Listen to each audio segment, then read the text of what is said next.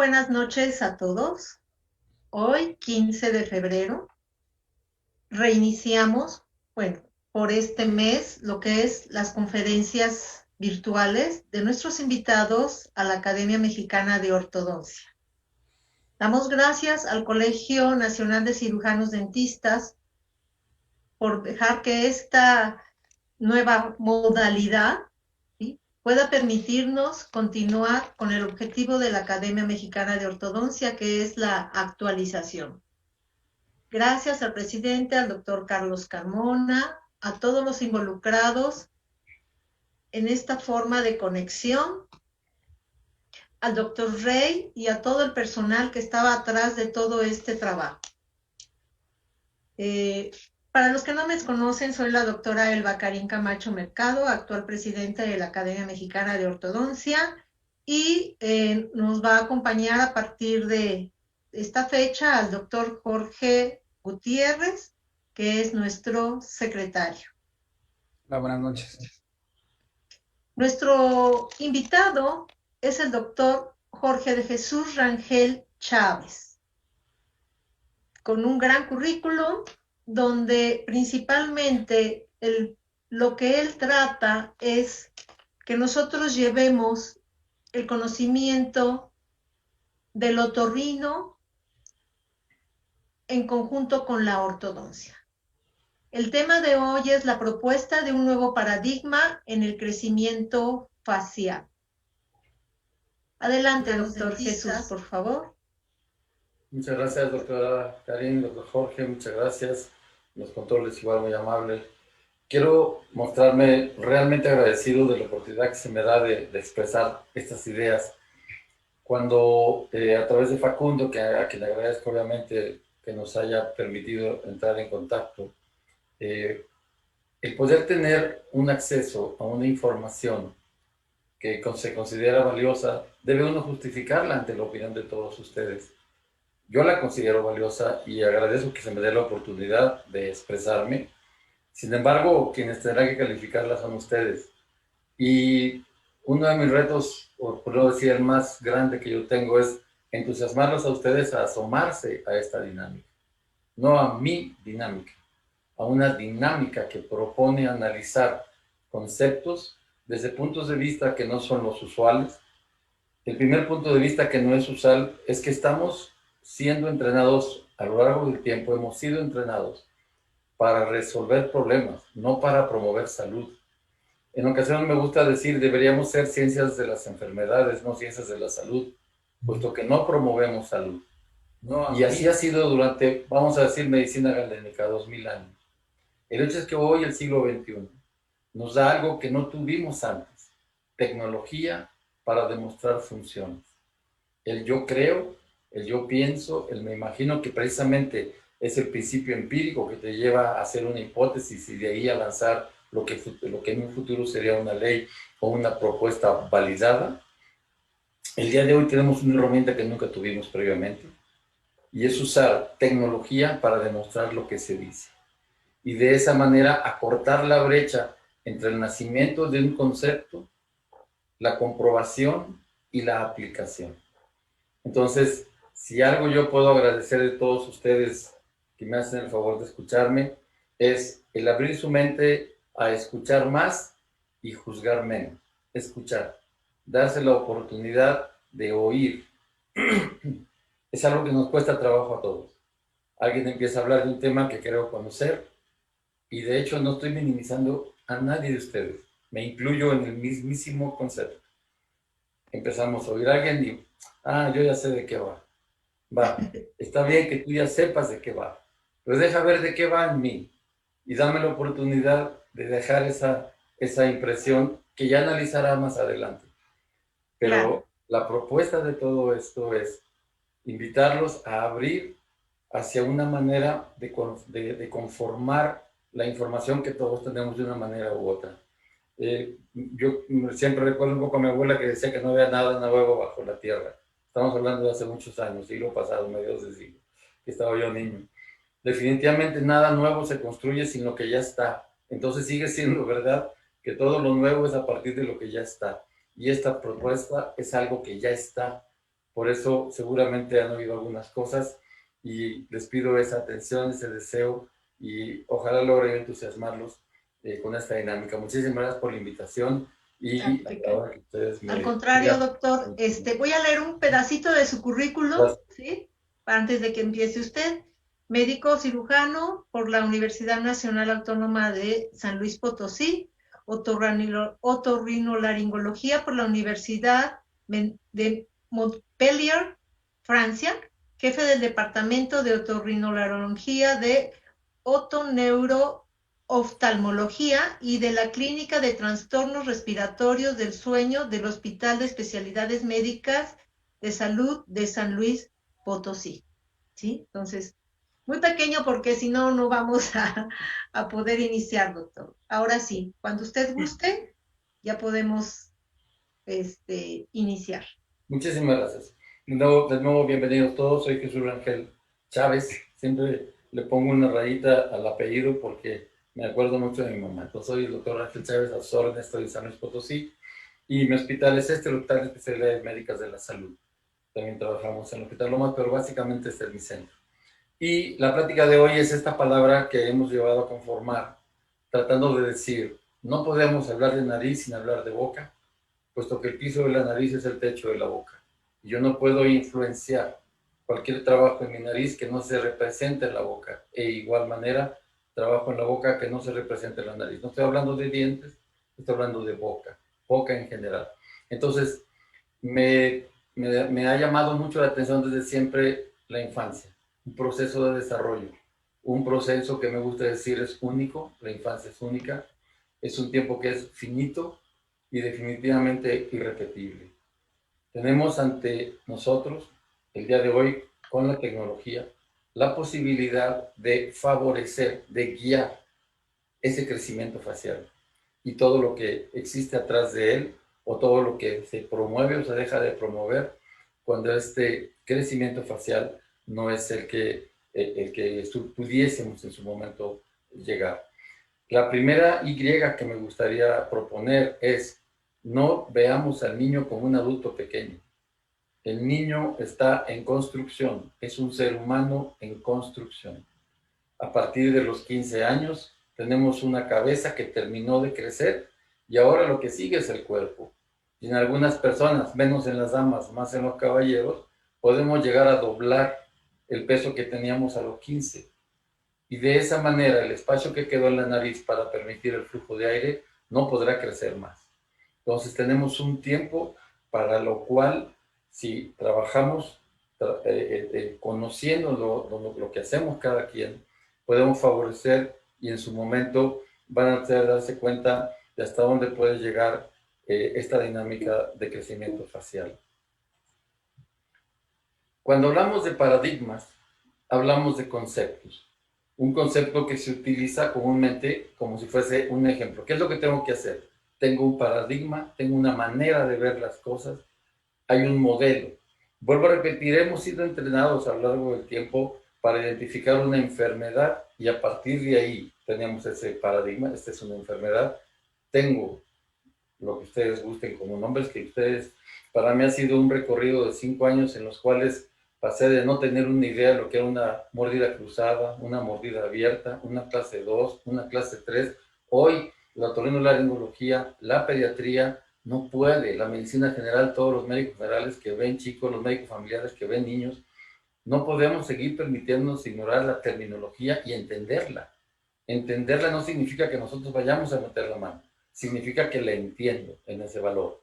Y yo no puedo darle valor a lo que no entiendo y la mayoría de las veces se tiende a descalificar lo que no se entiende. Entonces empecemos por intentar abrir y decir los términos que se utilizan. Ahora platicamos hace un momento sobre la pandemia. Hemos, unos más, unos otros, visto obligados a cambiar actitudes. Por lo tanto, podemos hacerlo también con la información. Y podemos de esta manera llevar a otro nivel nuestra calidad de trabajo. Lo que sí es evidente es que a través de los años, cualquier rama de la medicina puede ver, en este caso, la rinología, la estomatología, no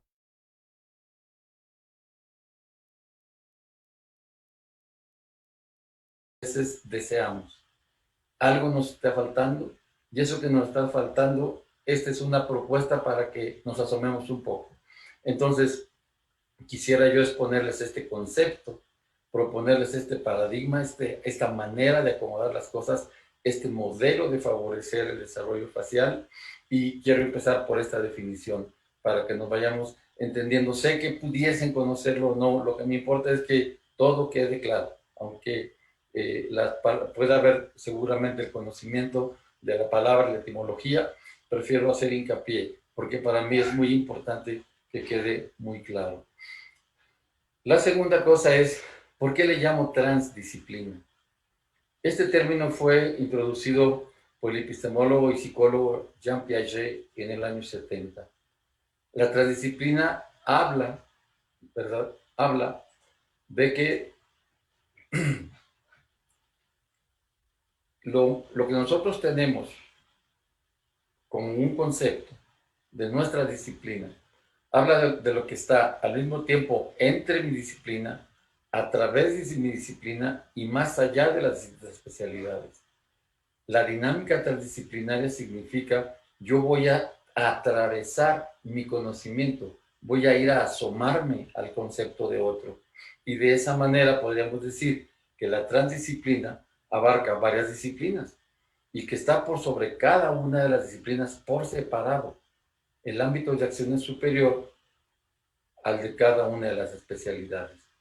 Cuando utilizamos el término de multidisciplina, de interdisciplina, una multidisciplina, yo puedo tener un paciente que tiene un trastorno cardíaco y sé que tengo que hablar al cardiólogo.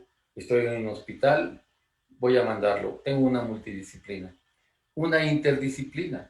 Tengo una persona que tiene un problema de tos y sé que el neumólogo está ahí. Entonces, sé que trabaja en la misma vía que yo. Entonces, trabajamos de una manera interdisciplinaria, pero finalmente él hace su trabajo y yo hago el mío.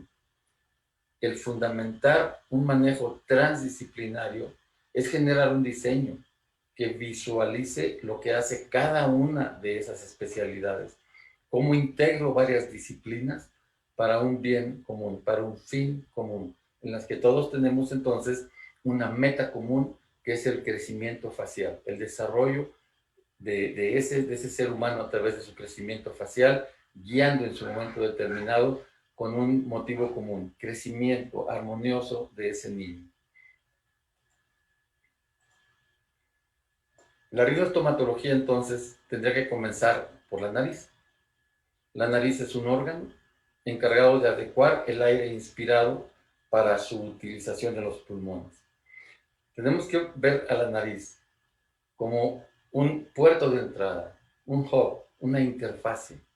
La nariz está recibiendo el aire como viene. Ninguna otra cosa entra a nuestro cuerpo si no ha sido o bien catalogada, si es un alimento depurado, aseado, cocinado, si está en nuestra piel.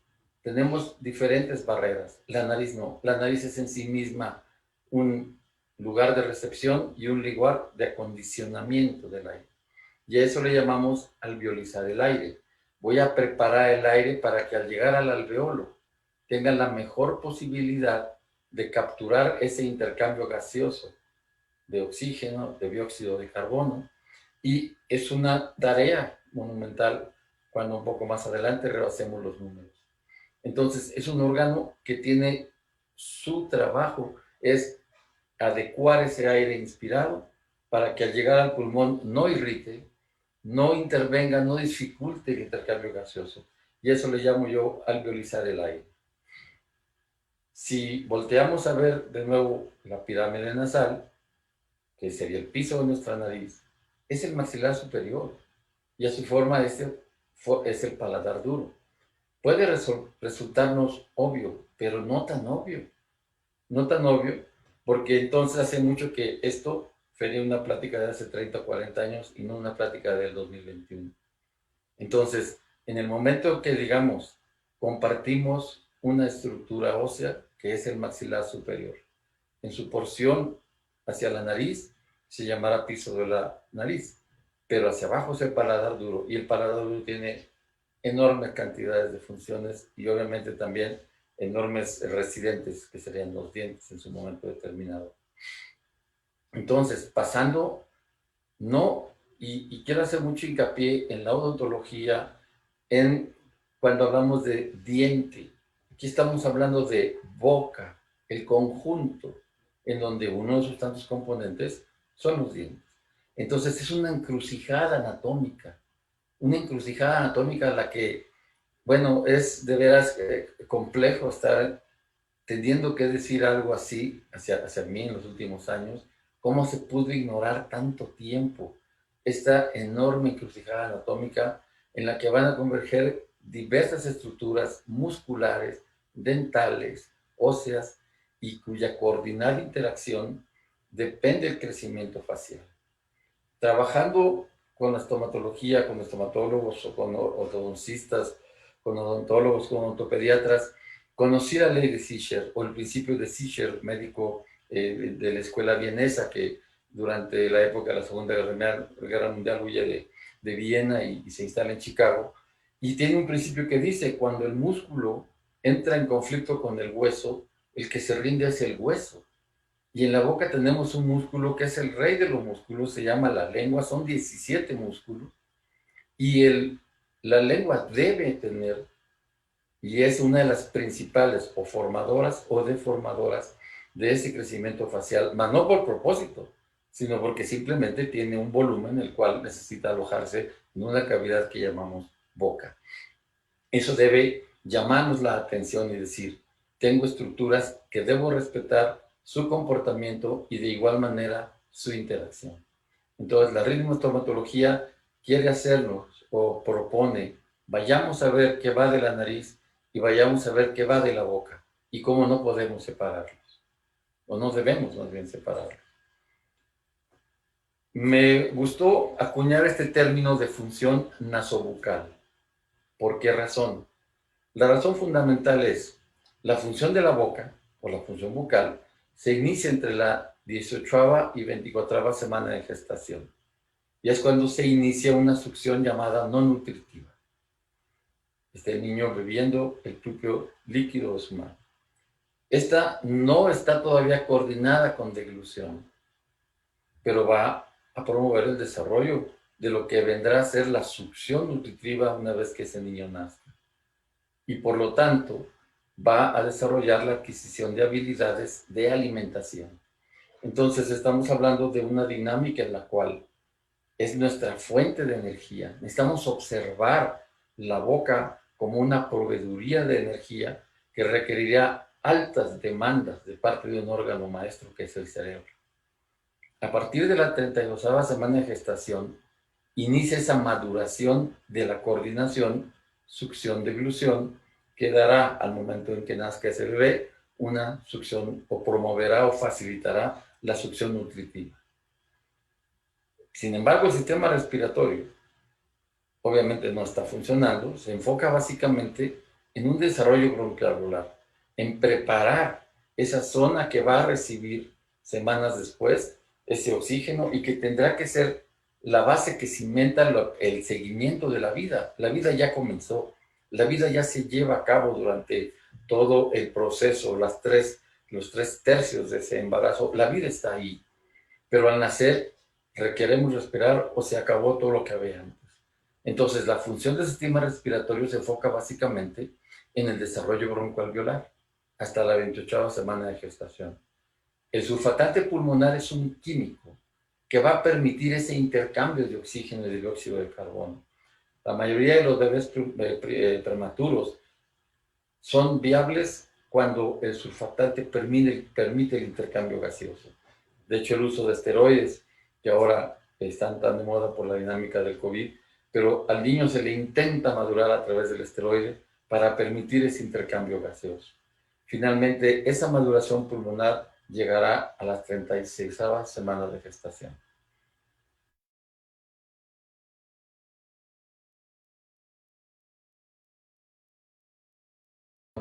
Respiración. En ese momento de nacer se completa la maduración de ese reflejo que tiene desde la 18ª semana empezó. Y entonces da inicio a una interacción coordinada, y a eso le llamo función nasobucal. Es muy complejo ver a un bebé con la nariz tapada que pueda alimentarse, que pueda dormir. Entonces, la dinámica es, necesito hilar la función de la nariz a la función de la boca. Y ese es un concepto que le llamo función nasobucal.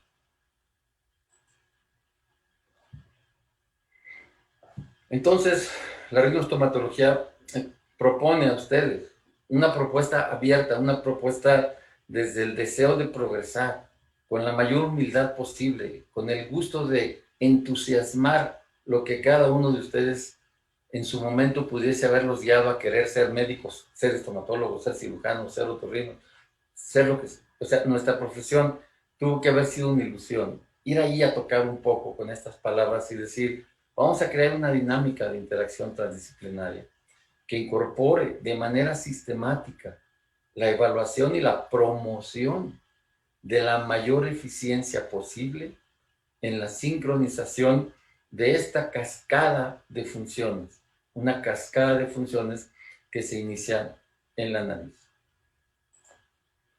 Entonces, la cascada funcional inicia con la respiración nasal.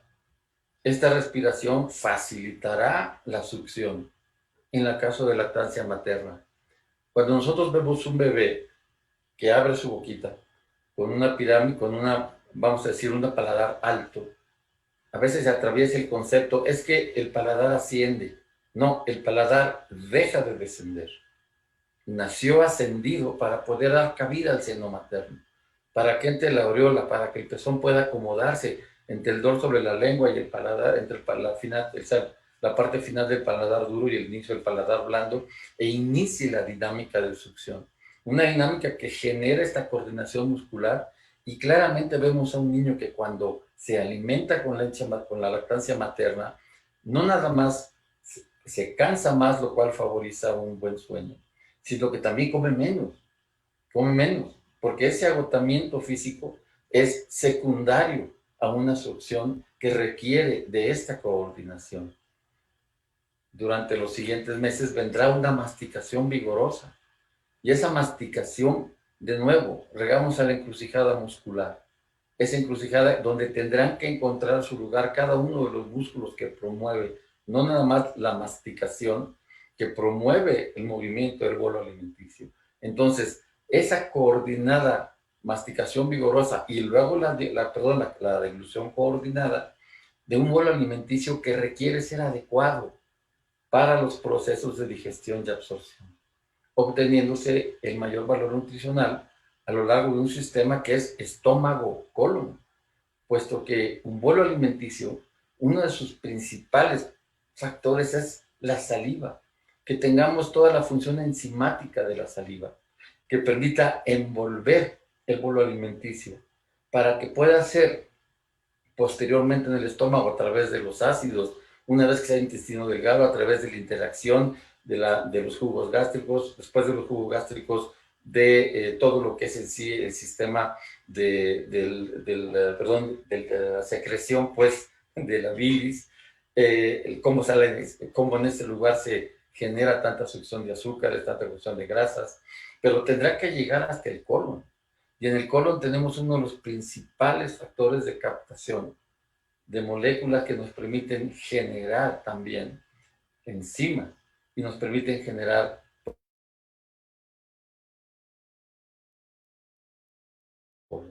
Entonces, la dinámica comenzó en la masticación. Es complejo cuando un niño tiene la boca seca. Ustedes son expertos en ver bocas secas.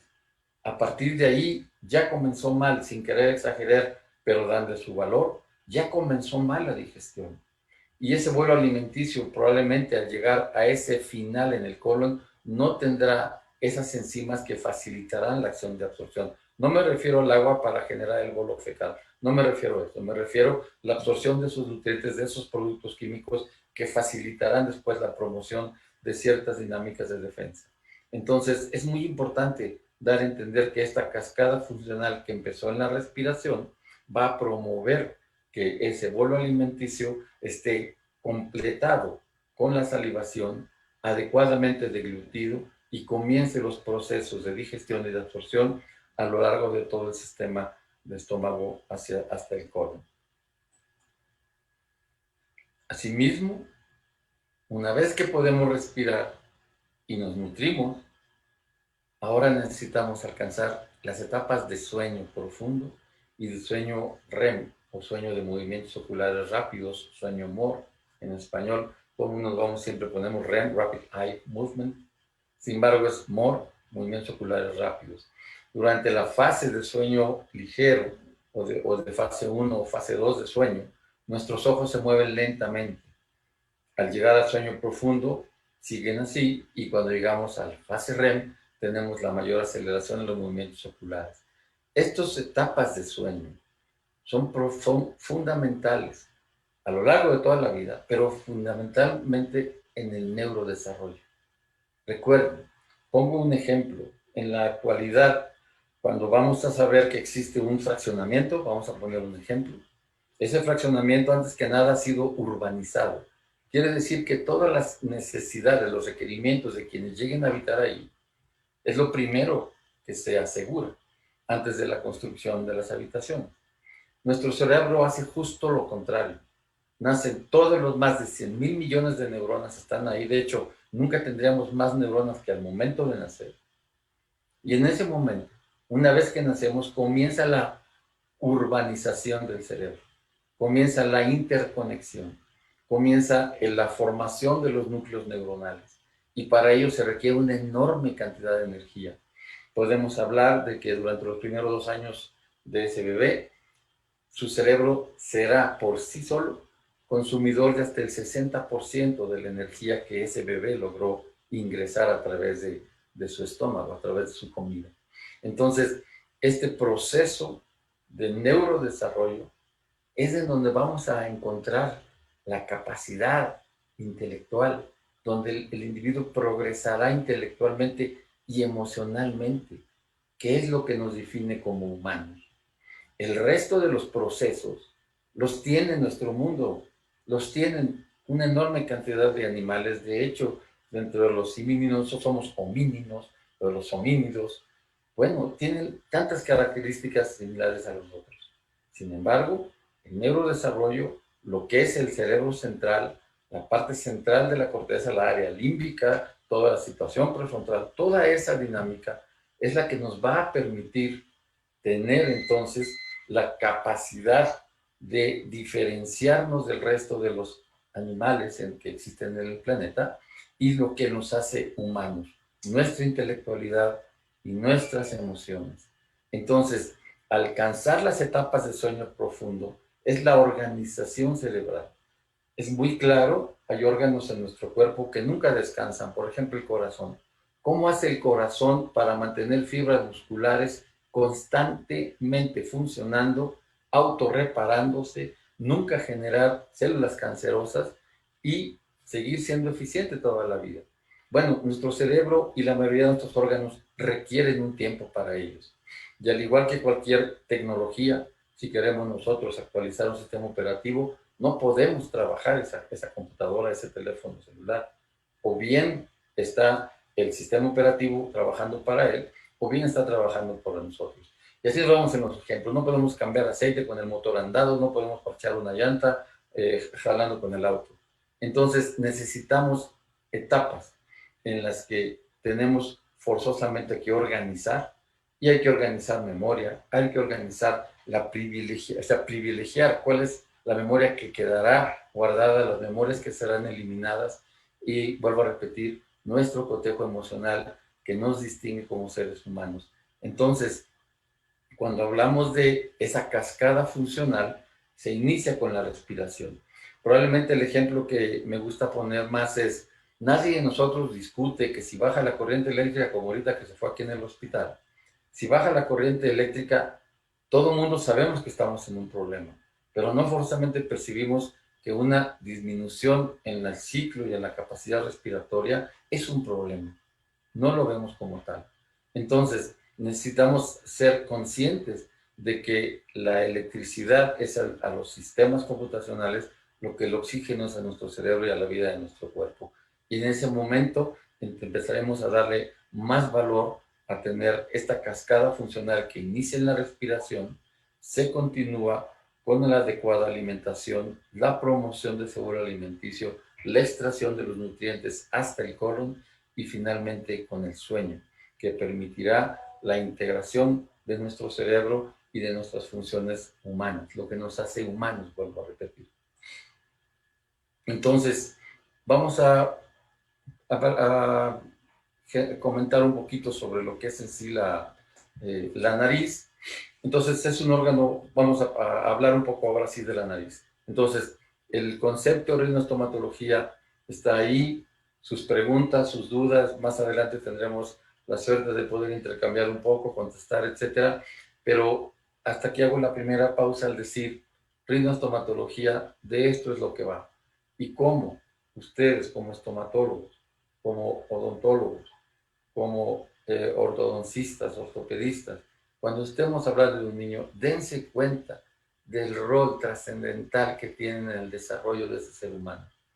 Un diente apiñado, una mordida abierta, nos habla de un niño que tiene un problema que va desde su respiración hasta su sueño. Y entonces ustedes pueden decir, yo no me eduqué para ver trastornos de sueño, estoy de acuerdo. Para eso la formación transdisciplinar. Sabemos que hay alguien que sí lo hace. Pero por lo pronto viste a esa personita, viste a ese niño o a esa niña y le diste la oportunidad de que alguien se ocupara de algo que para ti fue relevante. Y de eso va el inicio de todo esto. Entonces, voy a pasar a la nariz. Un momentito. Entonces, la nariz es un órgano fundamental que merece más atención de lo que con frecuencia recibe. Y eso lo digo en la medicina en general. Y en ocasiones en la otorrinolaringología parece que, al revés, parece absurdo que yo lo diga, pero créanme que así es y más adelante lo voy a demostrar. Entonces vuelvo a repetir, es una cámara de comunicación, es una interfase, es un puerto entre el medio ambiente y el sistema respiratorio, convirtiéndose en la primera línea de defensa de todos los órganos de nuestro cuerpo. Aquí es un tema interesante cuando hablamos de defensa y más ahora que estamos hiper, mega, recontra sensibilizados con nuestro compañero COVID-19, 20 y 21 y quién sabe cuántos más seguirán actualizándose los siguientes años. Por lo pronto, la mejor línea de defensa que puede tener cualquier ser humano es la adaptación a su medio ambiente. La adaptación a su medio ambiente. Hasta antes de las vacunas y los medicamentos, vamos a decir, funcionábamos como Mac, éramos capaces de sobrevivir en nuestros medios ambientes. Hoy funcionamos como Windows y vamos a tener que estarnos metiendo antivirales de manera recurrente, vamos a tener que estar favoreciendo nuestros procesos para adaptarnos a la vida en la que estamos ahora.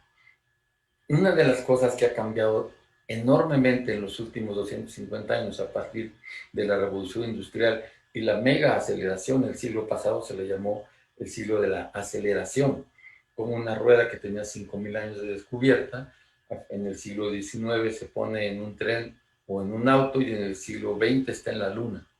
5.000 años rodando para finalmente volar y terminar en la luna en un periodo de tiempo de 60 o 70 años. Aceleración, el siglo de la aceleración. Bueno, esa aceleración también tuvo como efecto el que hubiese la utilización de innumerables partículas que no existieran en la Tierra, simplemente o estaban bajo tierra, o estaban bajo agua, pero no estaban en el medio ambiente. Entonces, nuestra nariz es un órgano que tiene que ir a copar con esos microorganismos nuevos, pero también con las partículas. Ahora que estamos utilizando la computación, las pantallas táctiles son el resultado del uso de una tierra rara. Una tierra rara que son 17 elementos que se descubrieron a final de los 80. Se llaman tierras raras. Esta, la Eurotropium, la 17, es la que tiene la mejor capacidad de conducción electromagnética, lo cual permitió la función de pantalla táctil. Recuerden, en el 2007, la mayoría de ustedes seguro que sí lo recuerdan, cuando el señor Jobs hizo el primer anuncio fabuloso de ese primer iPhone.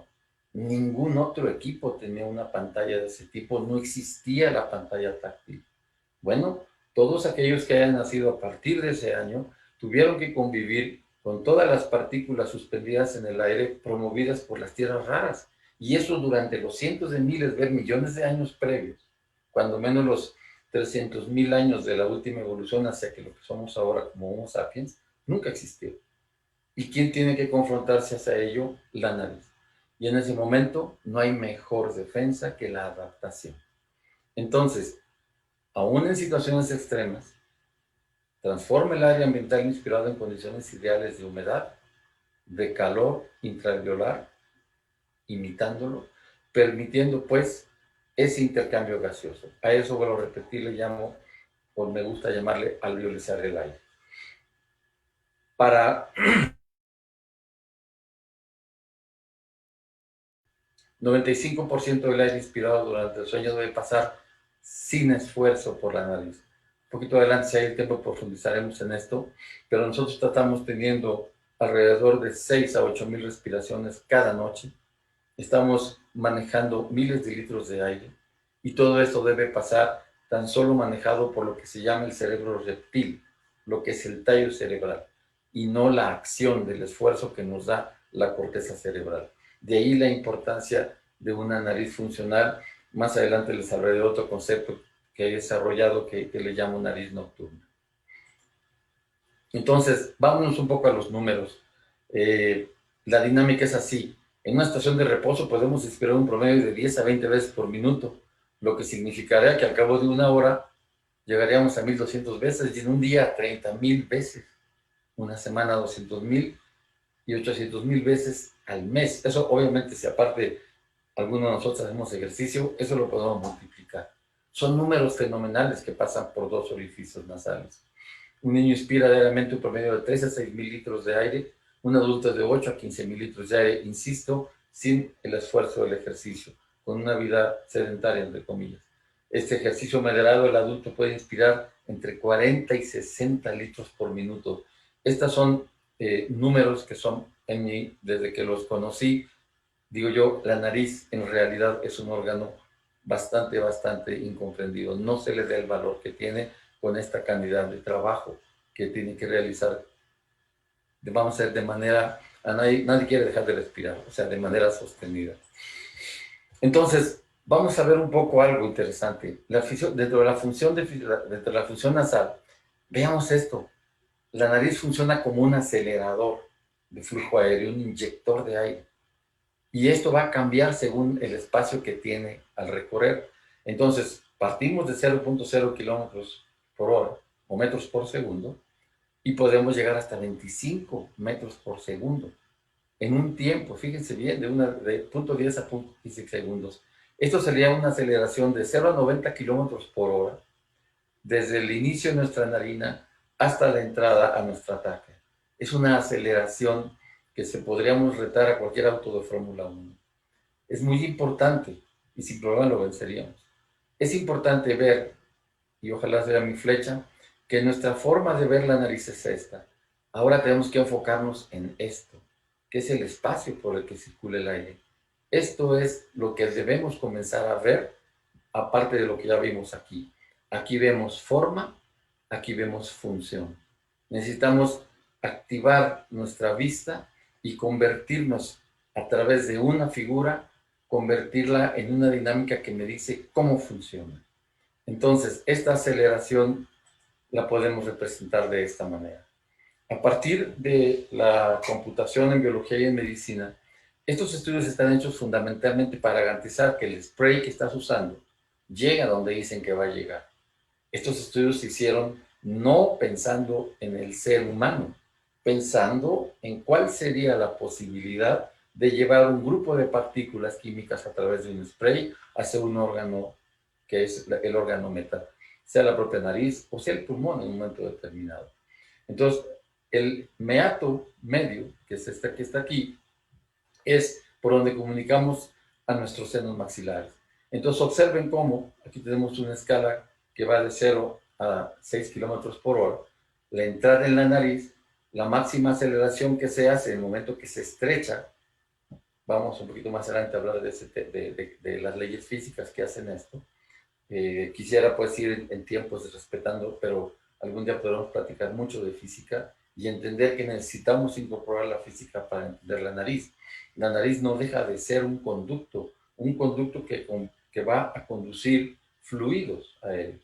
y esos fluidos van a ser influenciados por una temperatura, y todo esto se conoce como la termodinámica de los fluidos. Y aunque sea humana, y aunque sea nariz, no deja de ser un tubo caprichoso que tiene que respetar leyes físicas de la termodinámica. Entonces, la aceleración va de 0 a 6 kilómetros de la nariz, pero a partir de que llegamos a lo que todo mundo habla de la vía aérea, no hablamos de la nariz, hablamos de la rinofaringe. Es la rinofaringe. De hecho, los CBCTs se me hacen extraordinarios. Lo que más se trabaja en ellos es rinofaringe, vía aérea, que para mí ya es vía aérea posterior e inferior. Entonces, en esta zona cambiamos radicalmente aceleración de 6 a 10, 12 kilómetros por hora, perdón, metros por segundo, hasta la máxima acción, pasando la epiglotis y entrando a la tráquea, que llegaría a un promedio de 25 metros por segundo, 90.3 kilómetros por hora, más o menos. Entonces, fíjense bien cómo la nariz es un inyector de aire que va a estar constantemente facilitando que ese enorme volumen de aire llegue eficientemente a los pulmones una vez que ha sido alveolizada para favorecer ese intercambio gaseoso, sacar el dióxido de carbono y continuar ese estado estable de funcionamiento en la vida del ser humano. También podemos ver la temperatura. Nuestra nariz puede promover hasta 12 grados centígrados durante el tiempo en que pasa el aire por la nariz. Tenemos esta dinámica en donde nuestras células, tenemos una hilera de células que se llaman ciliadas, que tienen cilios, las cuales transportan una capa de moco y la moco a su vez captura las partículas suspendidas en el aire, siendo esta barrera no solamente de defensa, sino, como vuelvo a repetir, de habituación. Y aquí un video para que vean unos pequeños cilios, cómo se mueven los cilios. Esta es una de tantas millones de células ciliadas que existen dentro,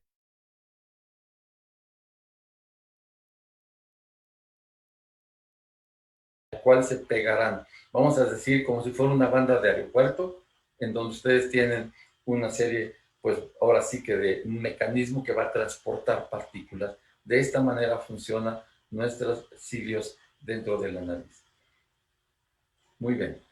Finalmente, la nariz produce este gas que es el óxido nítrico. El óxido nítrico es un químico que tiene una enorme cantidad de funciones en el cuerpo. Fue pensado por el doctor Murad. Él fue el primero que postuló que podría ser una dinámica parecida al óxido nítrico. El doctor Fourgeoud se dio cuenta que los vasos, o sea, él dijo que existía un proceso que trabajaba directamente en los vasos sanguíneos, presión arterial. Fourgeoud demostró que si quitaba el endotelio, la parte que está por dentro del vaso sanguíneo, dejaba de tener la acción de motricidad. Ignarro propuso que fuera el óxido nítrico y finalmente el doctor Moncada, que es un hondureño, lo pudo sintetizar y de igual manera demostrar cuál era su ruta de síntesis.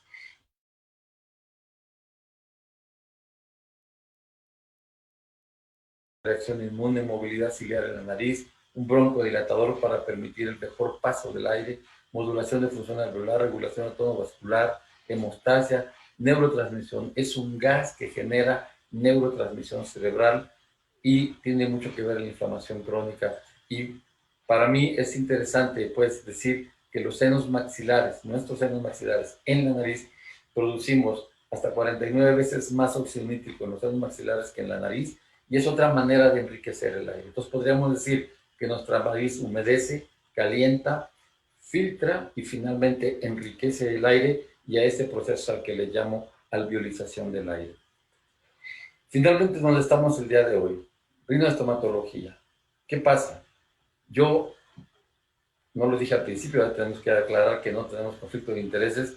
Yo no tengo ningún conflicto de interés, pero sí un gran interés en que comencemos a resolver este conflicto. Necesitamos crear un puente en esta brecha de conocimiento entre el pediatra, el otorrino, el médico general y todos ustedes, estomatólogos, odontólogos, cirujanos-dentistas, ortopedistas faciales, maxilofaciales. Necesitamos crear un puente para romper esa brecha de conocimiento.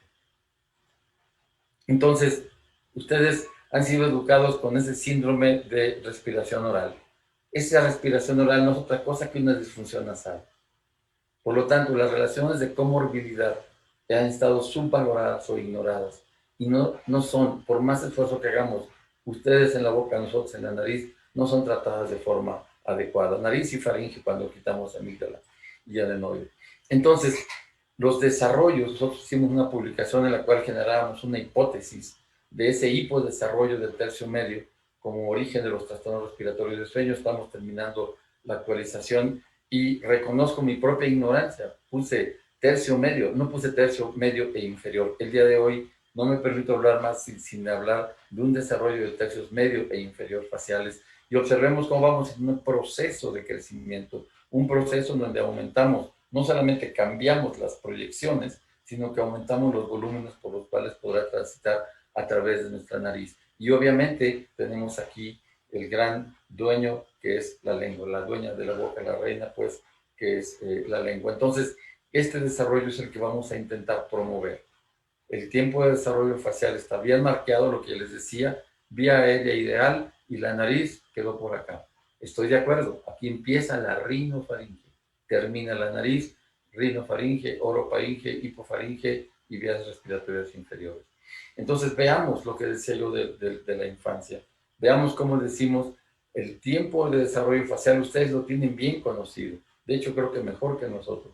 60% a los 4 años, 70 a los 5, 90 a los 12 y los cierres de sutura entre los 3 y los 15 años. Nosotros estamos promoviendo y platicaremos después con muchísimo gusto de un protocolo, un proyecto que le llamamos 015. Cero desde que la persona se da cuenta, idealmente, que hace el plan de embarazarse y comienza a prepararse esa madre o esa pareja para embarazarse. Finalmente, el embarazo como tal y a partir del nacimiento hasta los 15 años que termina o vienen esos cierres de suturas. A ese proyecto 015 que cuando haya la posibilidad, con mucho gusto platicaremos de él, es darle ese seguimiento. No es suficiente que ustedes tienen que favorecer a un niño que tiene X años, ya tiene un apiñamiento, resuelven en ese momento el problema, no es suficiente. Acompáñenlo hasta que termine su máximo desarrollo. Y de eso es lo que va esta dinámica de rinostomatología y este proyecto llamado 015, que finalmente será desde ahora siempre, como dice una persona que admiro mucho, que es la doctora Claudia Restrepo, en Colombia, este programa de Cero a Siempre. Allí ellos hablan de educación, pero bueno, ¿de qué va nuestra inteligencia y nuestras emociones? Sino para ir creciendo en educación. Entonces, lo que ustedes hacen, las personas que hagan la ortodoncia, esta dinámica es maravillosa. Cuando yo por primera vez vi esto, dije, ¿cómo es posible que esto no esté en los libros de otorrino? ¿Cómo es posible que no lo tengamos como una clase permanente y nos digan, nadie puede ampliar el piso de la nariz más que el estomatólogo? Y nadie puede compensar la falta de amplitud en la pirámide nasal más que el ortodoncista, que el ortopedista. Esta dinámica es algo que es fundamental. Sin embargo, fíjense, la teoría de Mohs dice que la forma sigue a la función. Eso es en el niño. Eso es en el niño. Porque si en el niño promovemos la función, vamos a mejorar la forma. Pero en el adulto, la función seguirá la forma sí o sí. La forma está dada y esa nariz estrecha, ese paladar que quedó alto, esa lengua que no cabe en ningún lado, las funciones seguirán forzosamente la forma. Esta es nuestra gran ventana de oportunidad, trabajar en este tiempo, en donde nuestro trabajo favoreciendo la función impactará directamente en la forma y esa forma podrá proveer el suficiente aire y la suficiente alimentación, vamos a decir, la capacidad de esa coordinada respiración, masticación, deglución y obviamente el proceso vamos a decir, de extracción de energía de nuestros alimentos, va a ser posible el resto de la vida. Entonces, a mí me gusta mucho al momento de ver esto, es decir, nosotros debemos generar un crecimiento craneofacial, un crecimiento del tercio medio y del tercio inferior que sea capaz de albergar al futuro adulto que llegará a vivir a la cabeza de ese niño. Tenemos 15 años para promover lo que no vamos a dejar de hacer, respirar, alimentarnos y dormir el resto de nuestra vida. Cuando quedó estrecha esa nariz, esa cascada que vimos al inicio, estará permanentemente alterada y de forma definitiva. Obviamente el día de hoy tenemos tecnología para ir hacia atrás, pero ¿por qué esperar a que eso se cierre si podemos trabajar tempranamente? ¿Y por qué esperar en un momento determinado? En este momento no tenemos otra cosa que hacer más que tomar a los niños como vienen. Pero ¿por qué no iniciar ya a promover a través de esta transdisciplina? Más adelante les diré el nombre de la página para que ustedes se asomen a ella y la revisen y la vean y platiquen y nos den opiniones. ¿Por qué no promover desde el momento en que esa persona sabe que se va a embarazar, el solo hecho de que una persona no deje de nutrirse adecuadamente? Cuando hablamos de los problemas de falta de vitamina B, de ácido fólico y paladar hendido, labio leporino, caramba, caramba, ¿verdad? Podemos promover un desarrollo sano, un desarrollo ideal, y tenemos ese tiempo límite. Entonces, recordemos que tenemos la posibilidad de influir el día de hoy, de incidir directamente en las funciones para fabricar formas, y esas formas darán la función del resto de la vida del adulto. Entonces, la propuesta de generar salud, la Reina Estomatología quiere proponer salud, promoción del desarrollo facial, conscientes de los efectos saludables provocados en nuestros pacientes. Necesitamos todos nosotros reaprender fisiología humana, reaprender función. No puedo yo a nadie puedo juzgarlo como incompleto si lo que más aprendemos es de ir a decir, ¿qué hago para que esta función se realice de una manera? Quisiera concluir. La evolución, hace un momento que hablé de las partículas suspendidas en el aire, hablábamos de que la evolución vamos a tener que responder, vamos a tener que adaptarnos al medio ambiente. Y la evolución en el ser humano y la biología se hace en base a una necesidad, la necesidad de mantenerse, por lo tanto, adaptarse. Entonces, la evolución es una historia que espera ser contada. El día de hoy podemos nosotros ir a ver cómo eran fósiles. A mí, en nuestro grupo hay un hombre gigante que es el doctor Paul Ehrlich, que es un biólogo evolucionista. Él es un hombre que se ha asomado, yo me siento muy honrado, y todo el grupo, con el deseo que él ha tenido de asomarse hacia nosotros. Él es un hombre que hablaba sobre la sobrepoblación, y que en el año 90 fue acreedor al premio Crawford Prize, otorgado por la Academia Sueca de Ciencias, la misma que otorga el Nobel, pero otorga el Crawford a las ciencias no consideradas en el Nobel. Paul es un biólogo evolucionista, él está colaborando con nosotros, y de hecho es alguien que nos puede contar enormemente esa historia, la historia de lo que han visto en la evolución, una historia que está esperando ser contada. La epigenética, que es la manera como se van a poder expresar nuestra carga genética, ¿qué la va a favorecer? Lo que estamos haciendo en rinoestomatología es promover que exista la posibilidad de la mejor expresión posible. No quiero que caigamos en los errores que vivimos algunos de más de padres, otros de niños, de los famosos niños bebé Einstein. No podemos generar género. Lo que sí podemos es promover que lo que trae ese muchacho, esa niña, ese niño en su cerebro, en su capacidad física, físico-atlética, tenga la mejor plataforma para expresarse. Entonces, la epigenética es una historia esperando a ser escrita. ¿Qué va a pasar con un niño? ¿Qué pasa con esto de la educación? Nosotros nacemos como una computadora, lo quiero poner el ejemplo. La diferencia entre nosotros al nacer y una computadora es que la computadora tiene ya una lista de todas sus capacidades, y uno va propositivamente a buscarla. Ningún ser humano trae una lista de para qué sirve. Estoy seguro que si Cristiano Ronaldo hubiera nacido en medio del desierto del Sahara y fuera un beduino, nunca hubiera podido jugar fútbol. Quiere decir que entonces la epigenética, nuestro cerebro es un hardware que requiere drivers. La educación son los drivers. La educación es un driver esperando, ahora sí, encontrar a su hardware. O bien, este cerebro tiene mucho hardware esperando que le pongan drivers. Drivers en costumbres, en uso, en idiomas, etcétera, etcétera, etcétera. De eso va la educación. Sembrar información esperando despertar un driver, un hardware que pueda promover el desarrollo de un niño. Entonces, Hoy podemos promover esa evolución. Somos el Homo evolutis, dice un mexicano fabuloso que es Juan Enríquez, con Z, búsquenlo, Juan Enríquez. Hoy podemos favorecer a través de la epigenética esa evolución. Entonces, tenemos que recordar que ahora estaremos cada vez más enfrente de la inteligencia artificial contra esa inteligencia emocional. Estamos en una era de posverdad, ciencia contra influencers, el relativismo, la posmodernidad, pues igual no, aunque la ciencia diga que sí. Entonces, la promoción por, creo yo, favorecer la estomatología es una promoción por la prevención, prevenir. Y el crecimiento facial guiado en base de todas estas funciones que vamos a promover y prevenir que no sean adecuadas.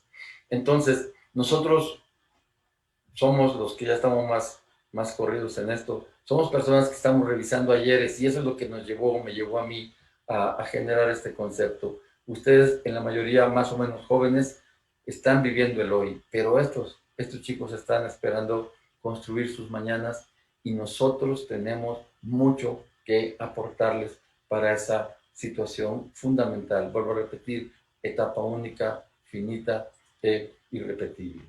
Entonces, lo que se necesita, pues, decía este hombre que es un gran matemático antes de que fuera pues expulsado del Trinity College, donde estuvo Isaac Newton.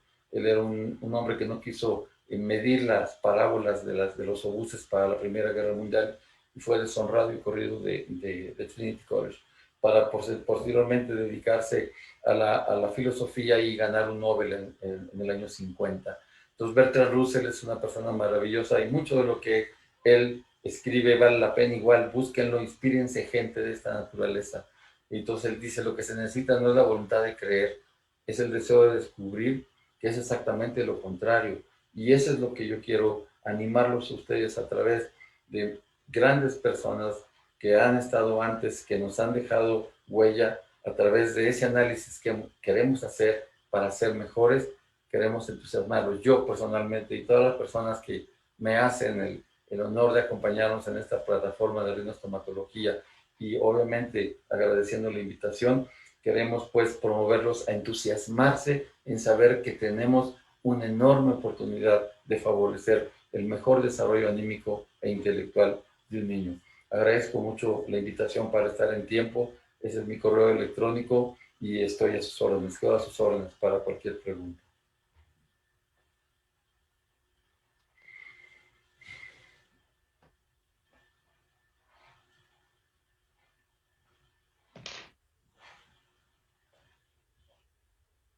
Sí, muchas gracias. Pues muchísimas gracias, doctor José de Jesús Rangel. Muy interesante su conferencia. En realidad, sí, el ortodoncista debe estar completamente involucrado porque no son instancias diferentes, sino todo lo contrario, ¿sí? Sino todo lo contrario. Tenemos algunas preguntas de quienes nos están escuchando, ¿sí? Se las voy a ir preguntando, no sé si el doctor también le haya llegado alguna. Una de estas es, ¿cuál es la cantidad de aire en promedio por zona de la rinofaringe en niños, adolescentes y adultos? ¿Se refiere a los litros de aire inspirados? Yo creo que sí. Pues Sí, nosotros porque no, dice cantidad. sí, la cantidad debe ser litros de aire, porque el volumen lo medimos en litros de aire, ¿verdad? Sí, Lo que hacemos.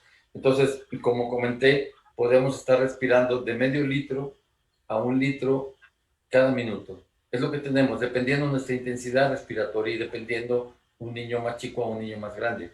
Los volúmenes van variando y esos volúmenes llegan a ser 6, 7 mil litros al día hasta 15 mil litros al día en un adulto. Entonces, son volúmenes variables. Lo importante es que es una dinámica que nos deja ver una enorme transporte de litros de aire. Entonces, esos son los números, los pueden encontrar fácilmente en estas revistas de medicina computacional. muy bien, doctor. Claudia Juárez. Buenas noches, doctor. ¿Qué tan permeable es el paladar Mi pregunta es, si el paciente tiene escozor en el paladar, ¿podría ser un problema a nivel de nariz? Bueno, me da mucho gusto saludar a Claudia. Una cosa que es importante es que los niveles de humedad en nuestro cuerpo, todas las cavidades requieren tener un nivel de humedad. Falta de humedad generará una resequedad, esa resequedad se manifiesta por comezón, secomicienta, por esa misma situación que ella menciona. Como el exceso de humedad también tendrá su consecuencia que es contraria a la función. Entonces, el hecho de respirar por la boca, el hecho de respirar por la boca nos debe orientar a por qué razón no se funciona esa nariz y cómo viene en cascada. Si estamos pasando nosotros el aire, cualquiera de ustedes que lo quiere hacer en este momento puede respirar profundamente por su nariz, hacer meter aire y sacarlo, y volver a meter aire y sacarlo. Y ahora abran su boca y metan aire y vean la diferencia. El aire entra seco, el aire entra frío. Ahora háganlo 15 a 30 mil veces al día y tienen escozor, y tienen molestia, y tienen tos, y tienen irritabilidad, y tenemos una disfunción. ¿Y qué pasa con esa estructura fantástica que es el esmalte dental? Ninguna estructura generada por el cuerpo humano es más fuerte que el esmalte dental. Y una dinámica que se habla, y no estoy diciendo que no tengan razón en la promoción del aseo y el consumo de chatarra, etcétera, pero es la resequedad la que fragmenta el esmalte.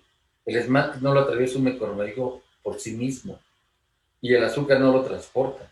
Es la resequedad uno de los factores fundamentales que fractura el esmalte, y ahora sí, la oportunidad de penetrar ese diente y generar una carie. Entonces, la boca seca tiene, entre otras cosas, como dijimos, de la digestión, también esos problemas que menciona Claudia, y obviamente directamente dentro de los problemas de caries.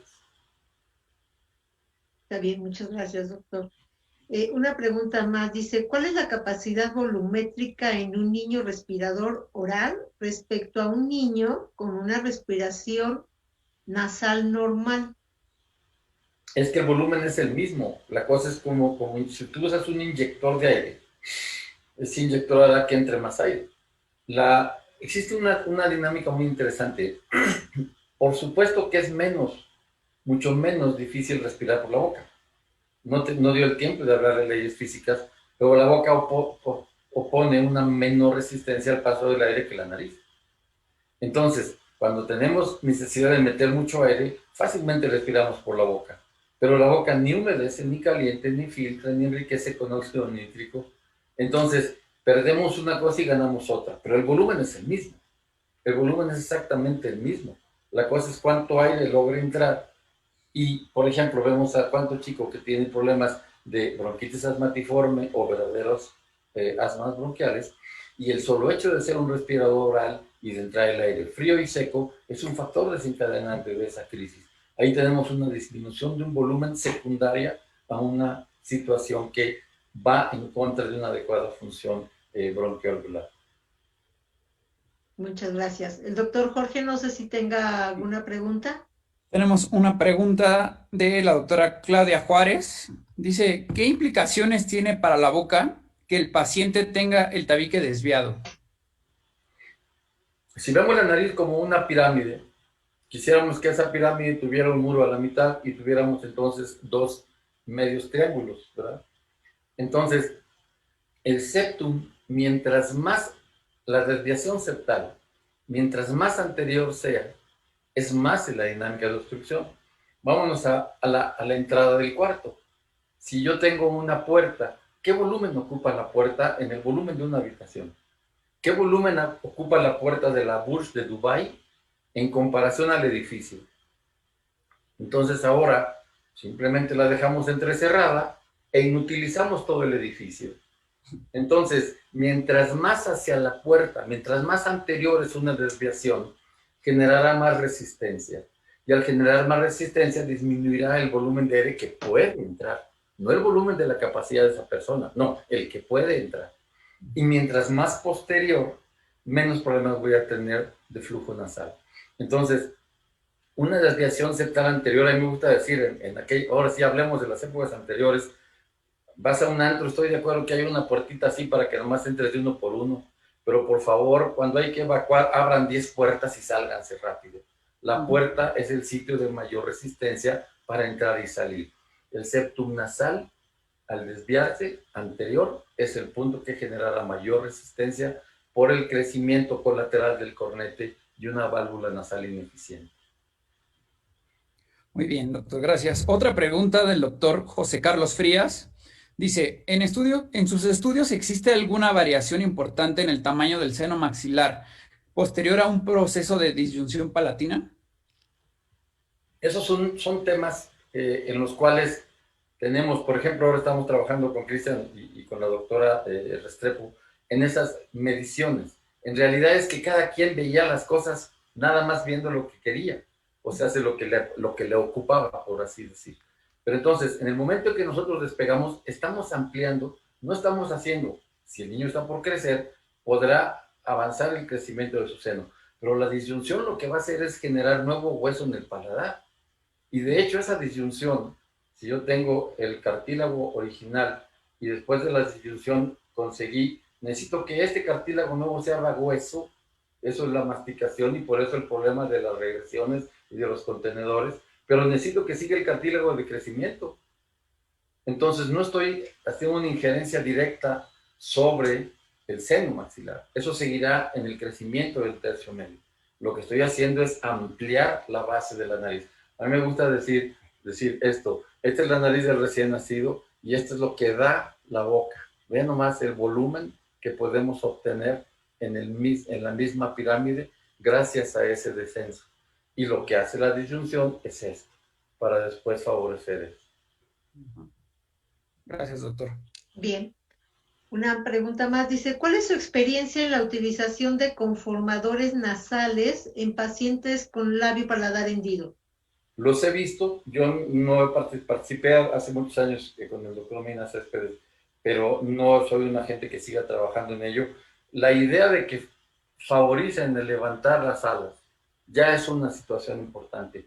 Considero que aunque aquí estamos hablando de niños que nacieron con características normales, trabajar con las personas que ven paladar hendido, labio leporino y paladar hendido sería fenomenal. Poder inclusive hacer cirugías, injertar en esos niños favoreciendo la respiración para ese desarrollo de esa cara. Inclusive algunos niños con síndrome de Down con narices muy aplanadas, en donde este tipo de conformadores y en su momento ir por cirugías, hacer cirugías.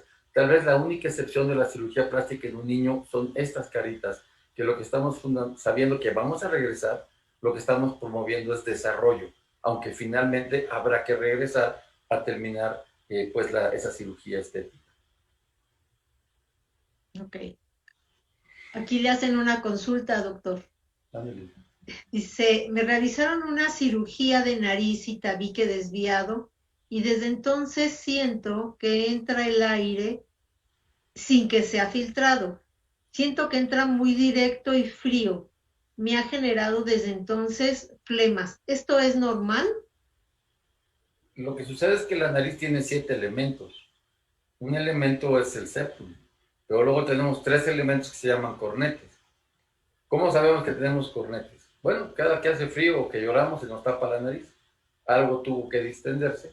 Pasa el frío, pasa el llanto y se retrae. Entonces, en ella pudieron haber trabajado el septum, pero ¿qué hicieron con los cornetes?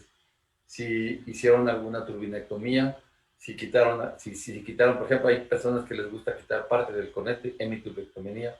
De hecho, hay un síndrome que se llama síndrome de nariz seca, y es en donde una cosa es ir a reacomodar los elementos que están en la nariz, y otra cosa es que esos elementos pierdan función.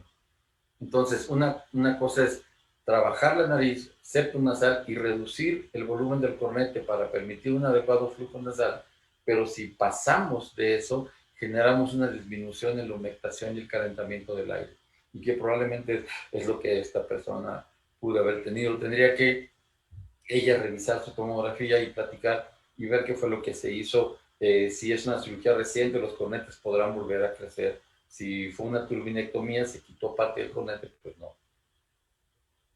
Doctor, otra pregunta. Sí. La doctora Guadalupe Velázquez dice, ¿qué tanto afecta a un paciente el uso prolongado de la nasofalina para lubricar la nariz a diario? Bueno, la nafazolina no es un lubricante, la nafazolina es un vasoconstrictor. Entonces, cuando tenemos un cornete grande, para hacer un ejemplo, un cornete es un globo grande lleno de globitos chicos. Cuando viene el frío o viene el llanto, los globitos chicos se inflan y entonces inflan el globo grande. La nafazolina, la oximetazolina, o sea, el Afrin, el gotinal, son vasoconstrictores.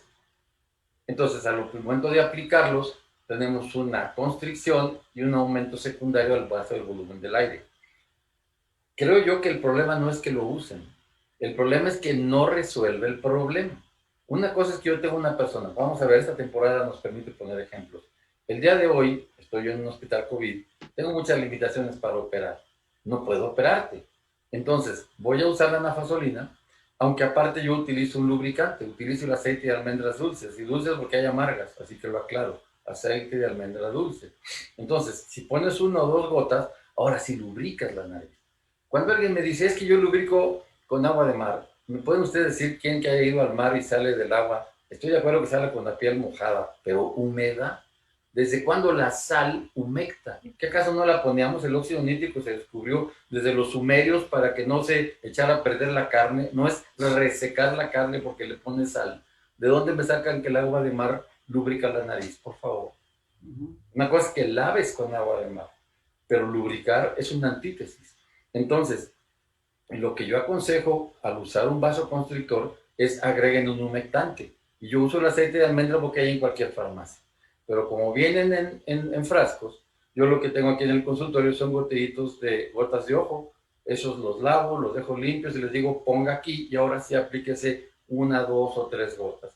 Hay algunas farmacias que todavía tienen las formas magistrales y tienen aceite gomenolado, mentolado, eucaliptol, pueden hacerlo más espeso, más fluido, pero una cosa es que yo deje que pase más aire y otra cosa es que provea humectación. Entonces, quien tiene que usar cualquier vasoconstrictor, ojalá se proveyera de 2 conceptos. Uno, es una resolución transitoria, no definitoria del problema obstructivo. Y 2, acompáñalo de un humectante que favorezca la función nasal en lo que se puede operar o en lo que se puede hacer el gesto que haya programado su médico. Entonces, ahora es mi pregunta. ¿Pueden usar el Afrin al mismo tiempo con el aceite de almendras, doctor? Absolutamente, primero el agua, luego el aceite, ¿verdad? Primero el agua, luego el aceite. Entonces, a mí me dicen, es que se va a hacer adicto. No, somos adictos a respirar todos. Y en el momento en que pones el vasoconstrictor, pues respiras y duermes. Pero es importante decir, no es la solución. No es la solución, es transitorio. Es en lo que se promueve, en lo que llega la autorización, en lo que cae el tiempo. No es la solución. Y veo personas que empiezan con un frasquito para 3 semanas y terminan con 3 frascos por semana. Sí. ¿Me explico? Es Entonces, como adictivo, ¿verdad? es una mala conceptualización. Claro que es muy útil utilizarlo. Agreguen la lubricación. Y yo digo aceite de almendra porque es lo más fácil, ¿eh? Pero repito, no te gusta la almendra, busca alguna farmacia de esas anteriores y bueno, no te pongas mentol en el frío porque vas a sentir la nariz congelada, ¿verdad? Pero puedes usar, de hecho habría una gota que se llamaba Lubricril, que luego lo quitaron en el laboratorio de Sofía, tiene 10,000 gotas de ojos y se olvidó del Lubricril. El Lubricril tenía eucalipto, mentol y eucalipto diluido en el crebuterol, que es el aceite, pues, propiamente dicho.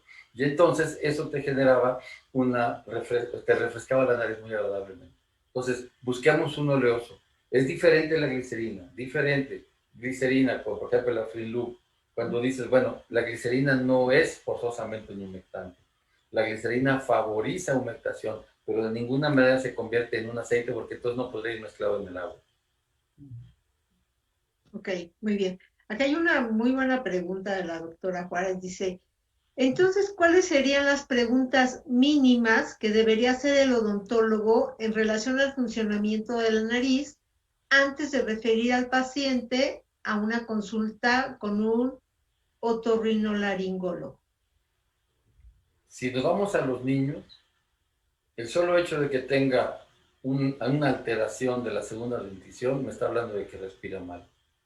El observar su posición en su cuerpo, su boca abierta, el que esté el niño medio esperando en el consultorio medio dormido, la inquietud del niño que está totalmente fuera de control. Vamos, tenemos una serie de indicadores de alguien que está cansado, que está de mal humor, que trae la boca abierta, la boca seca, sus caries, su lengua seca. Todos esos indicativos nos dicen está respirando mal. Pero si nos vamos de esto que queremos promover de la rinoestomatología, es decir, es que la boca seca en este caso, y el hecho de que respire y el hecho de que tenga esos dientes así, es la resultante de que esa cadena de funciones se alteró. Y eso te obliga, y por eso queremos generar esa cadena de funciones. Y entonces vayamos directamente a decir, vamos hacia atrás. Yo estoy teniendo este niño aquí, ¿dónde empezó? ¿Qué es lo que realmente le falta? Tenemos varias cosas, tenemos cuestionarios, hemos trabajado, tenemos toda una metodología que cuando llegue el momento, con muchísimo gusto, se pondrá a la consideración de todos los que les interese. Claro que sí, doctor. Muchas gracias. Una pregunta más. Dice, ¿cuál es el tratamiento sugerido para un paciente con rinitis alérgica y cuál es su pronóstico si esta es recurrente? Tenemos que poner una gran cuestión. ¿Hasta dónde yo tengo un problema de adaptación y hasta dónde tengo una verdadera alergia? De hecho, México es uno de los países más retrasados en alergias. Busquen el mapa de distribución de alergias, búsquenlo en Francia, búsquenlo en Estados Unidos, búsquenlo en Europa, y tienen un mapa geográfico. No esperamos los cactus que hay aquí en San Luis metidos en la selva maya o allá en el desierto de Sonora. Entonces, ¿soy alérgico a qué? Las alergias respiratorias, ¿soy alérgico a qué? ¿Es una alergia estacional? ¿Es una alergia definitiva? Entonces, estamos atrasadísimos en la dinámica de alergia. Entonces, lo primero que habría que ver es una alergia verdadera. Si es una alergia verdadera, nunca se va a quitar. La alergia verdadera estará siempre ahí. Y de ahí van las vacunas. Pero necesito saber qué voy a vacunar. Entonces, una cosa que para mí es muy importante es decir, si el fenómeno alérgico creció una hipertrofia en el cornete, disminuye el tamaño del cornete para que pase mejor el aire y tendrás una opción de controlar tu alergia. Pero si tienes un cornete grande, una nariz tapada, más la alergia, bueno, puedes imaginar la pesadilla que tiene ese adulto o ese niño, ¿verdad? Entonces, necesitamos avanzar mucho en las dinámicas de alergias. Y vuelvo a repetir, estamos en una época en donde hay tantas partículas suspendidas en el aire que habría que hacerse la pregunta, ¿qué tanto estoy enfrente de una concentración desconocida y mi cuerpo se está adaptando? ¿Y qué tanto en realidad soy un alérgico verdadero? Muy bien, doctor. Pues muchísimas gracias. Bueno, pues podríamos seguir, pero me hacen así, me hacen así. Sí, vamos a muchísimas gracias, doctor Jesús Rangel Chávez. Verdaderamente es un tema bueno, ¿no? Independientemente para el ortodoncista, para el odontopediatra, yo creo que es muy, muy importante y para el dentista de práctica general, porque en realidad a ellos llega primero estos pacientitos, ¿no? Totalmente. Nosotros tenemos la página de rinoestomatología, tal cual rinoestomatología.org. Ahí estamos en construcción. La rinoestomatología es un concepto que está recibiendo información e información. Métanse a ver esa página, rinoestomatología, todo en minúsculas.org, y van a ver, por lo pronto tenemos 11 diferentes especialidades. Estamos hablando de psicología positiva, de evolución, de lactancia, el rol del ginecólogo, del pediatra, del otorrino, del estomatólogo, el rol me importa tanto la psicología, en donde dejemos de ver la psicología como algo que va a resolver un problema establecido y lo veamos como algo que va a promover un desarrollo emocional más positivo, un encontrar tus habilidades, un saber de qué vas, qué traes adentro de ti, cómo promover que un niño se sienta en el deseo y rodeado de ese, vamos a decir, ese acompañamiento a decidir, a ir hacia adelante, no verlo como alguien que tiene un problema. O sea, ¿cómo podemos realmente, insisto, en este siglo XXI, convertirnos en formadores de seres humanos? Y en eso no puede pasar sin el rol de la estomatología. No puede.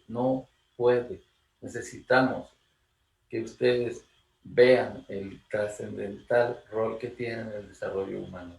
Esto es fundamental para todos y cada uno de ustedes. Sí, por supuesto. Pues muchísimas gracias, doctor Jesús Rangel. De todos modos, si hay alguna otra duda, aún la pueden escribir en el área que hay en comentarios en la conferencia y estas, bueno, se le harán llegar al doctor y bueno, ya le explicará Napo de qué manera puede tener contacto para contestarlas, ¿sí? Muchísimas gracias. Pues vamos a dar algunos pequeños anuncios y bueno, le haré llegar su constancia, doctor, a su correo, por favor. Y le agradecemos mucho la Academia Mexicana de Ortodoncia este tema, porque verdaderamente, bueno, es parte de lo que son los planes de estudio en lo que es el área de crecimiento y desarrollo, ¿sí? La gran importancia que existe entre esa relación del otorrino con el ortodoncista y lo que llegamos a hacer que tenemos que siempre ir acompañados con el especialista cuando existen problemas, porque nosotros podemos hacer situaciones que dañen más, ¿sí? Aunque la mayoría creemos que hacemos bien, ¿sí? No hay nada como el especialista que nos refuerce este concepto. Claro que ¿Sí? sí, doctora. Yo soy quien agradece la oportunidad. Pienso que por ejemplo, los ortopediatras, me gusta decirlo y me han escuchado más de veces decirlo, pocas personas tienen el tiempo de platicar con una mamá o con un papá como un ortopediatra. El niño está con la boca abierta, acostado viendo la tele y tienes a la mamá o al papá o a la abuelita, quien sea, para intercambiar información, para promover salud, para Sí. decir, necesitamos hacer esto y otro. Ustedes tienen una enorme ventaja, una ventana de acción maravillosa, que todo lo que falta es que sigamos platicando y que sigamos entusiasmando a las personas para decir, vamos a dar un paso adelante de lo que ya hago bien, porque voy a hacer algo que me sale bien, ¿por qué lo voy a cambiar? Entonces, necesitamos todo esto, informar, vamos, promover e ir, porque bueno, habrá estudios que estamos haciendo, porque no hace tiempo que empezamos con esto, para tener evidencia científica de lo que estamos diciendo. Tenemos pláticas completísimas en donde hablamos de evidencia científica, no nada más como yo ahora platiqué, sino con artículos, con publicaciones, con situaciones que generan certeza. Hoy tenemos la obligación de demostrar que lo que decimos ya está comprobado. Muchísimas gracias a todos, doctor Gutiérrez, doctora Karina, muchísimas gracias. Gracias en la cabina, muy amable por la atención y es un placer estar con ustedes, un honor. Muchísimas gracias. Una buena Gracias, noche. doctor Rangel. Nos Gracias. despedimos. Vamos a darles unos anuncios. Doctor Jorge, por favor, Jorge Gutiérrez. Bueno, quiero recordarles que vamos a tener el Congreso de la Academia Mexicana de Ortodoncia el 1 y 2 de noviembre de este año con el tema Mejorando la Práctica Ortodóntica. Vamos a tener la presencia del doctor Antonio Silva Oseguera de México y también a la doctora Leticia Galeano González, que es de Paraguay. Y va a ser el congreso en el Centro Médico Siglo XXI. Entonces, para que lo tengan agendado, ojalá que la situación mejore para poder estar en el evento presencial. Claro que sí. Gracias, doctor Gutiérrez. También les recuerdo de nuestro Congreso 26, Congreso Internacional en Acapulco, 19, 20, 21 y 22 de septiembre. Todos ya queremos regresar, ¿sí? Es un congreso, Enrique Chavarría Pérez, a honor del doctor Chavarría, y se llama Reencuentro con Amigos, ¿sí? Hay varias especialidades, pero dentro de lo que respecta a ortodoncia, tenemos confirmado al doctor Wong Moon. Sabemos que él tiene protocolos para lo que son las correcciones ortopédicas, al doctor Mesías Rodríguez con lo que es la técnica Strike Wire simplificada, y algunos otros ortodoncistas como la doctora Claudia Casanova, que nos habla también de lo que es Rottweiler. Con respecto a los boletos del 1 y 2 de noviembre, el costo del boleto es de 1,500 pesos, pero como en virtud de la pandemia, vamos a continuar con nuestra oferta, como quien dice. Van a quedar inscritos a lo que es la Academia Mexicana de Ortodoncia y al colegio, ¿sí? En esta semana ya entregaron los boletos y bueno, vamos a empezarles a dar toda la información en lo que es la página del colegio, ¿sí? Con los coordinadores de las universidades para que nos puedan acompañar y nos podamos ver, aunque sea de 1,5 metros, ¿sí? Pero ojalá ya pueda hacer esto una realidad, ¿de acuerdo? Pues muchísimas gracias. Agradecemos nuevamente al Colegio Nacional de Cirujanos Dentistas por permitirnos a la Academia Mexicana de Ortodoncia transmitir nuestras conferencias virtuales, ¿sí? No dejar el hecho de lo que es la actualización, muy interesante esta vez, porque es parte de uno de nuestros principales objetivos, ¿sí? Al doctor Carlos Carmona, presidente del colegio, al doctor Ray Bosch, a toda la gente que está por detrás, que nos apoyan para realizar este tipo de eventos, a Napo, que es el que nos da luz verde. Muchas gracias, Napo. Y les recuerdo el encuentro virtual que será la semana que entra. Es el encuentro de estudiantes de los diferentes posgrados. Y ese es en la mañana a las 9 de la mañana, ¿verdad, Napo? A las 10, sí, a las 9 nos reunimos con los alumnos para revisar todo lo que es la estructura del internet e iniciamos a las 10. Ya les mandaremos la liga también para que nos puedan escuchar. Es muy importante este punto en lo que respecta a casos clínicos e investigaciones de las universidades. Pues sin más por el momento, muchas gracias. Muchas gracias a todos por acompañarnos, por dedicar algo de su tiempo y esperemos que les haya gustado. A mí me gustó mucho la conferencia, doctor Rangel. Gracias. Doctor Jorge Gutiérrez, gracias. Gracias y felicitaciones al doctor Rangel, excelente plática, me gustó mucho el contenido y también la experiencia que él tiene. Creo que es importantísimo trabajar hoy en día de manera multidisciplinaria como lo plantea él y me parece una excelente aportación su conferencia. Muchísimas gracias, muy contentos. Gracias, de verdad me siento muy contento y vuelvo a repetir, mi agradecimiento va por permitir expandir esta idea y listo para recibir todos los comentarios con muchísimo gusto. Muchas gracias, muy amable, muy contento. Gracias. Gracias, doctor. Pues buenas noches a todos, cuídense mucho, usen su cubrebocas y sigamos vestidos de astronautas en tema los importante, consultorios. cúbranse la nariz, recuerden el coronavirus, Exactamente. como si fuera un USB. El USB tiene un puerto específico, no es un ScanDisk, no, es un USB. El USB se ve favorizado por vamos a decir, lo que es el reactivo de acetilcolina, AC2, que está en la mucosa nasal. El coronavirus entra por la nariz, es la principal puerta de entrada por la nariz. El hecho de que las personas que tengan hipertensión utilizan esos tipos de químicos que favorecen que con menor carga viral más fácil se infecta. Por eso los mayores se infectan.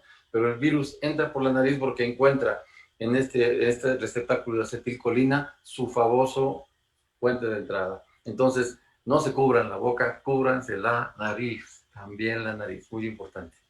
Gracias. Okay. Gracias, doctor, por el consejo. Buenas noches a todos. Gracias. Bye, gracias.